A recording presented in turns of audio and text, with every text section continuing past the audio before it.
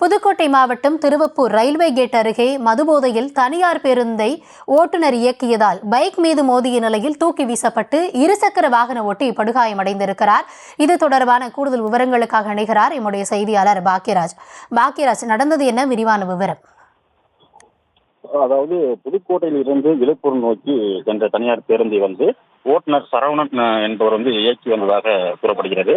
புதுக்கோட்டை புதிய பேருந்து நிலையத்திலிருந்து திருவப்பூர் ரயில்வே கேட் நோக்கி வந்து கொண்டிருந்த பொழுது பேருந்து தாறுமாறாக சாலையில் ஓடியதாக கூறப்படும் நிலையில் திருவப்பூர் ரயில்வே கேட் அருகே இருசக்கர வாகனத்தில் சாலையோரமாக போக்குவரத்து விதிகளின்படி வந்த அந்த நபர் மீது அந்த பேருந்து மோதியதில் அவர் தூக்கி வீசப்பட்டு படுகாயமடைந்தார். அவரை உடனடியாக சிகிச்சைக்காக மருத்துவமனைக்கு அனுப்பி வைக்கப்பட்ட நிலையில் பொதுமக்கள் பேருந்தை வழிமறித்து ஓட்டுநர் சரவணன் என்பவரை விசாரித்த போது அவர் சரவணன் நிலை கொள்ளாத போதையில் இருந்தது. போதையில் பேருந்தை இயக்கியதாக கூறப்படுகிறது. இதனால் ஆத்திரமடைந்த பொதுமக்கள் பேருந்து ஓட்டுநர் சரவணனை சராமரியாக தாக்கியுள்ளனர். அவருக்கு ஆதரவாக நடத்துனர் பிரகாஷுக்கும் பொதுமக்கள் தாக்குதலில் ஈடுபட்டுள்ளனர். இதனால் திருவப்பூர் ரயில்வே கேட் பகுதியில் பரபரப்பாக காணப்பட்டது.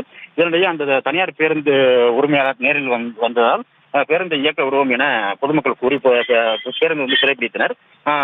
அதாவது காலையிலேயே தனியார் பேருந்து ஓட்டுநர் போதையில் பேருந்து இயக்கியதும் அதனால் விபத்து ஏற்படும் அந்த பகுதியில் பரபரப்பை ஏற்படுத்தியிருக்கு. விவரங்களுக்கு நன்றி பாக்கியராஜ்.